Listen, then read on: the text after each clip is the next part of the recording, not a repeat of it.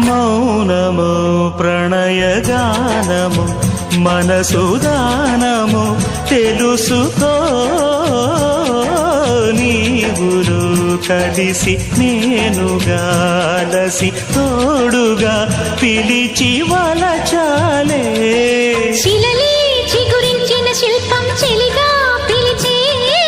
కనులే పండించిన స్వప్నం నిజమై నిలిచే నేడో మరునాడో మన మమతల చరితల మలుపు తెలుసుకోవా వసంతంలా